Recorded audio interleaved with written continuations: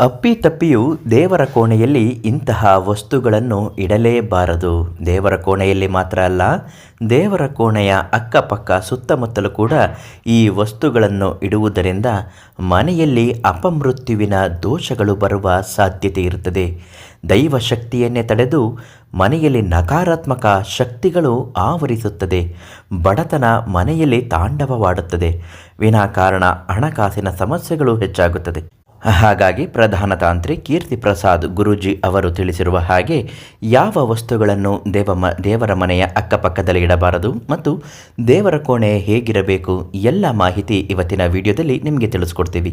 ಅದಕ್ಕಿಂತ ಮೊದಲು ನೀವಿನ್ನೂ ನಮ್ಮ ಅದೃಷ್ಟಧಾರೆ ಚಾನಲನ್ನು ಸಬ್ಸ್ಕ್ರೈಬ್ ಮಾಡಿಲ್ಲ ಅಂದರೆ ಮೊದಲು ಸಬ್ಸ್ಕ್ರೈಬ್ ಮಾಡಿ ಮತ್ತು ನೀವು ಯಾವ ಊರಿಂದ ಈ ವಿಡಿಯೋನ ನೋಡ್ತಾ ಇದ್ದೀರಾ ಅಂತ ನಿಮ್ಮ ಊರಿನ ಹೆಸರಿನ ಜೊತೆಗೆ ನಿಮ್ಮ ಹೆಸರನ್ನು ಕಮೆಂಟಲ್ಲಿ ತಿಳಿಸಿ. ದೇವರ ಅನುಗ್ರಹ ನಿಮ್ಮ ಮೇಲೆ ಸದಾ ಇರಲಿ ಅಂತ ಆರೈಸಿ ರಿಪ್ಲೈಲಿ ಕಮೆಂಟ್ ಕೊಡ್ತೀವಿ. ಈಗ ವಿಚಾರಕ್ಕೆ ಬರೋಣ. ಒಂದು ಮನೆ ಎಂದ ಮೇಲೆ ಆ ಮನೆಯಲ್ಲಿ ವಿವಿಧ ಕೋಣೆಗಳು ಇರುತ್ತವೆ. ಅವುಗಳಲ್ಲಿ ದೇವರ ಕೋಣೆಯು ಹೆಚ್ಚಿನ ಸಕಾರಾತ್ಮಕತೆಯನ್ನು ತುಂಬಿರುವ ಸ್ಥಳವಾಗಿದೆ. ಈ ಸ್ಥಳದಲ್ಲಿ ಪ್ರತಿನಿತ್ಯವೂ ದೇವರ ಆರಾಧನೆಯನ್ನು ಮಾಡುವುದರಿಂದ ಮನೆಯ ಜನರ ಪ್ರಗತಿ ಹೊಂದುತ್ತಾರೆ ಮತ್ತು ದೇವಾನುದೇವತೆಗಳ ಆಶೀರ್ವಾದವೂ ಇರುತ್ತದೆ. ಆದರೆ ದೇವರ ಪೂಜೆಯನ್ನು ಮಾಡುವ ಸಮಯದಲ್ಲಿ ಕೆಲವು ತಪ್ಪುಗಳನ್ನು ಮಾಡಿದರೆ ನಕಾರಾತ್ಮಕತೆ ಹರಡಲು ಸಾಧ್ಯವಾಗುತ್ತದೆ.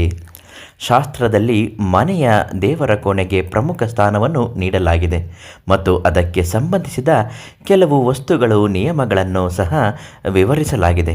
ಶಾಸ್ತ್ರಗಳ ಪ್ರಕಾರ ಮನೆಯ ದೇವರ ಕೋಣೆಯ ಬಳಿ ಹಾಗೂ ದೇವರ ಕೋಣೆಯ ಕೆಲವು ವಸ್ತುಗಳು ಇಡಬಾರದು. ಇದರಿಂದ ಸಕಾರಾತ್ಮಕತೆಯ ಬದಲು ನಕಾರಾತ್ಮಕತೆಯ ಪ್ರಭಾವ ಬೀರುತ್ತದೆ. ಯಾವೆಲ್ಲ ವಸ್ತುಗಳು ಗುರುಗಳೇ ಅಂತ ಹೇಳೋದಾದರೆ, ಹರಿದ ಮತ್ತು ಹಳೆಯ ಪುಸ್ತಕಗಳು ದೇವರ ಕೋಣೆಯಲ್ಲಿ ಇಡಲೇಬಾರದು. ಮನೆಯ ದೇವರ ಕೋಣೆಯಲ್ಲಿರಬಹುದಾದ ಅಥವಾ ದೇವರ ಕೋಣೆಯ ಬಳಿ ಇರಬಹುದಾದ ವಸ್ತುಗಳ ವಿನಃ ಇನ್ಯಾವ ದೇವಾಲಯಕ್ಕೆ ಸಂಬಂಧಿಸದೇ ಇರುವ ವಸ್ತುಗಳನ್ನು ಇಡಲೇಬಾರದು. ಅಂತಹ ಪುಸ್ತಕಗಳನ್ನು ಇಟ್ಟುಕೊಳ್ಳುವುದರಿಂದ ನಕಾರಾತ್ಮಕತೆ ಹರಡುತ್ತದೆ ಮತ್ತು ಪೂಜೆಯ ಪೂರ್ಣ ಫಲಿತಾಂಶವು ಪಡೆದುಕೊಳ್ಳಲು ನಿಮಗೆ ಸಾಧ್ಯವಾಗದೇ ಇರಬಹುದು.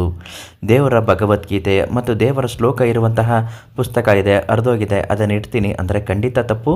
ಅದನ್ನು ಒಂದು ವೇಳೆ ಹಾಗೂ ಇಡಬೇಕು ಅನ್ನೋದಾದರೆ ಅದನ್ನು ಒಲೆದು ಅಥವಾ ಗಮ್ಮಾಕಿ ಅಂಟಿಸಿ ಅದನ್ನು ಒಳ್ಳೆಯ ರೀತಿಯಲ್ಲಿ ಮಾಡಿದ ಬಳಿಕವೇ ಅದನ್ನು ಇಡಬೇಕಾಗತ್ತೆ. ಧಾರ್ಮಿಕ ಗ್ರಂಥಗಳು ದೇವರ ಕೋಣೆಯಲ್ಲಿ ಯಾವುದೇ ಕಾರಣಕ್ಕೂ ಇಡಬೇಡಿ. ಮನೆಯ ದೇವರ ಕೋಣೆಯಲ್ಲಿ ಇಟ್ಟಿರುವ ಬಾಡಿದ ಹೂವುಗಳು ನಕಾರಾತ್ಮಕತೆಯ ಪ್ರಮುಖ ಕಾರಣವಾಗುತ್ತದೆ. ಇದು ಅಲ್ಲಿ ವಾಸಿಸುವ ಜನರ ಜೀವನದಲ್ಲಿ ನಕಾರಾತ್ಮಕತೆಯನ್ನು ಹರಡುತ್ತದೆ ಮತ್ತು ಅವರು ಆಗಾಗಲೇ ಮಾನಸಿಕ ಒತ್ತಡಗಳನ್ನು ಎದುರಿಸುವಂತಾಗುತ್ತದೆ. ಮನೆಯ ದೇವರ ಕೋಣೆಯಲ್ಲಿರಬಹುದಾದ ಅಥವಾ ದೇವರ ಕೋಣೆಯ ಅಕ್ಕಪಕ್ಕದಲ್ಲಿರಬಹುದಾದ ಬಾಡಿದ ಹೂವುಗಳನ್ನು ಇಟ್ಟುಕೊಳ್ಳಲೇಬೇಡಿ. ಶಾಸ್ತ್ರದ ಪ್ರಕಾರ ಕೆಟ್ಟ ವಿಗ್ರಹಗಳು, ಮುರಿದು ಹೋದ ವಿಗ್ರಹಗಳು, ಭಿನ್ನ ಆದಂತಹ ವಿಗ್ರಹಗಳು, ಬಣ್ಣ ಹೋದಂತಹ ಫೋಟೋಗಳು, ಹಳೆಯದಾದ ಮತ್ತು ಒಡೆದು ಹೋದ ಗಾಜು ಇಲ್ಲದಿರುವಂತಹ ಫೋಟೋಗಳು, ಯಾವುದೇ ದೇವರಿಗೆ ಸಂಬಂಧಿಸಿದ ಫೋಟೋಗಳನ್ನು ಕೂಡ ನೀವು ದೇವರ ಕೋಣೆಯಲ್ಲಿ ಇಡಲೇಬಾರದು. ಮನೆಯ ದೇವರ ಕೋಣೆಯನ್ನು ನಿಯಮಿತವಾಗಿ ಸ್ವಚ್ಛಗೊಳಿಸಬೇಕು. ತುಂಬಾ ಮುಖ್ಯವಾಗಿರುತ್ತದೆ. ದೇವರ ಕೋಣೆಯಲ್ಲಿ ನಿಯಮಿತವಾದ ಸ್ವಚ್ಛತೆ ಇಲ್ಲದಿದ್ದರೆ ನೀವು ಮಾಡಿದ ಪೂಜೆಗಳು ವ್ಯರ್ಥವಾಗುತ್ತದೆ.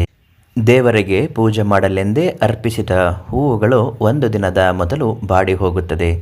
ಮತ್ತೆ ನೀವು ಹೊಸ ಹೂವನ್ನು ಧರಿಸುವ ಮೊದಲು ನೀವು ಹಳೆಯ ಹೂವುಗಳನ್ನು ತೆಗೆದು ಒಂದು ಕಡೆ ಶೇಖರಣೆ ಮಾಡಿ 5 ದಿನ ಆದ ಬಳಿಕ ಅದನ್ನು ತೆಗೆದುಕೊಂಡು ಬಂದು ಎಲ್ಲ ಹೂವುಗಳನ್ನು ಹೂವಿನ ಗಿಡದ ಬುಡಕ್ಕೆ ಹಾಕಬೇಕು ಅಥವಾ ಮನೆಯ ಹತ್ತಿರ ಇರುವಂತಹ ಯಾವುದಾದರೂ ಅರಳಿ ಮರದ ಬುಡಕ್ಕೆ ಅದನ್ನು ಸಮರ್ಪಿಸಬಹುದು. ಯಾವುದೇ ಕಾರಣಕ್ಕೂ ಪ್ಲಾಸ್ಟಿಕ್ ಪದಾರ್ಥಗಳನ್ನು ಅದರ ಜೊತೆಗೆ ಸೇರಿಸಿ ಹಾಕಲೇಬೇಡಿ.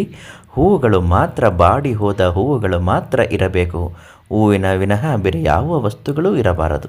ಈ ರೀತಿ ಮಾಡಿಕೊಳ್ಳಬೇಕು. ಮತ್ತು ದೇವರ ಮನೆಯಲ್ಲಿ ದೇವರ ಕೋಣೆಯಲ್ಲಿ ಸ್ವಸ್ತಿಕ್ ಇಂದ ಬರೆದಂತಹ ವಸ್ತುಗಳು, ವೀಳ್ಯದೆಲೆಗಳು ದೇವರ ಮನೆಯಲ್ಲಿರಬೇಕು. ಒಂದು ದಿನ ಪೂಜೆ ಮಾಡುವ ಮೊದಲು ಅದು ದೇವರ ಕೋಣೆಯಲ್ಲಿದ್ದಾಗ ಪೂಜೆ ಪ್ರಾರ್ಥನೆ ಮಾಡುವಾಗ ಸ್ವಸ್ತಿಕ್ ಅಥವಾ ಓಂಕಾರ ಬರೆದಂತಹ ವೀಳ್ಯದೆಲೆಯನ್ನು ಮುಟ್ಟಿ ನಮಸ್ಕರಿಸಬೇಕು. ಮಾರನೇ ದಿನ ಅದನ್ನು ಬದಲಾವಣೆ ಮಾಡಬೇಕು. ಹಳೆಯ ಹೂವಿನ ಜೊತೆಗೆ ಇದನ್ನು ಕೂಡ ಅಲ್ಲಿ ಇಡಬೇಕು. ಈ ರೀತಿ ಪೂಜೆ ಪುನಸ್ಕಾರಗಳನ್ನು ಮಾಡಿಕೊಳ್ಳುವುದು ಮತ್ತು ದೇವರ ಕೋಣೆಯಲ್ಲಿ ಇಂತಹ ವಸ್ತುಗಳಿದ್ದರೆ ಅದನ್ನು ತೆಗೆದುಹಾಕುವುದು. ಈ ರೀತಿ ಪರಿಶುದ್ಧವಾದ ದೇವರ ಪೂಜೆಯನ್ನು ಮಾಡುವಾಗ ಇಂತಹ ನಿಯಮಗಳನ್ನು ಪಾಲಿಸಿಕೊಂಡು ಬಂದಿದ್ದೆ ಆದಲ್ಲಿ ಖಂಡಿತವಾಗಿಯೂ ಮನೆ ಏಳಿಗೆಯಾಗುತ್ತದೆ, ಮನೆಯ ಯಶಸ್ಸಿಗೆ ಕಾರಣರಾಗುತ್ತೀರಿ. ಮನೆಯಲ್ಲಿ ವಿದ್ಯಾರ್ಥಿಗಳು ಮಕ್ಕಳು ಇದ್ದರೆ ಉತ್ತಮವಾದ ವಿದ್ಯಾಭ್ಯಾಸ ಅವರದ್ದಾಗುತ್ತದೆ ಮತ್ತು ಮನೆಯಲ್ಲಿ ಮದುವೆಯಾಗದೇ ಇರುವಂತಹ ಎಷ್ಟೋ ಮಕ್ಕಳಿಗೆ ಕಂಕಣ ಬಲ ಕೂಡಿ ಬರುವಂತಾಗುತ್ತದೆ. ಕಾಯಿಲೆಯಿಂದ ನರಳುತ್ತಿರುವವರಿಗೆ ಅಪಮೃತ್ಯುವಿನ ದೋಷವೂ ಬರುವುದಿಲ್ಲ. ಇಂತಹ ಪರಿಹಾರವನ್ನು ಮನೆಯಲ್ಲಿ ಮಾಡಿಕೊಂಡು ಬನ್ನಿ, ಖಂಡಿತವಾಗಿಯೂ ಮನೆ ಏಳಿಗೆ ಆಗುತ್ತದೆ. ಬದುಕಿನಲ್ಲಿ ಹೇಳಿಕೊಳ್ಳಲಾಗದ ಸಮಸ್ಯೆಗಳು 1000 ಇದ್ದರೂ ಕೂಡ ಒಂದು ದಿನದಲ್ಲಿ ಪರಿಹಾರ ಉಚಿತವಾಗಿ ಮಾಡಿಕೊಡ್ತಾರೆ. ಪ್ರಧಾನ ತಾಂತ್ರಿಕ್ ಕೀರ್ತಿ ಪ್ರಸಾದ್ ಗುರೂಜಿ ಅವರಿಗೆ ಒಂದು ಕರೆ ಮಾಡಿ. ನಾಳೆ ಮತ್ತೊಂದು ಮಾಹಿತಿಯೊಂದಿಗೆ ನಿಮ್ಮನ್ನು ಭೇಟಿ ಮಾಡ್ತೀನಿ. ಧನ್ಯವಾದಗಳು.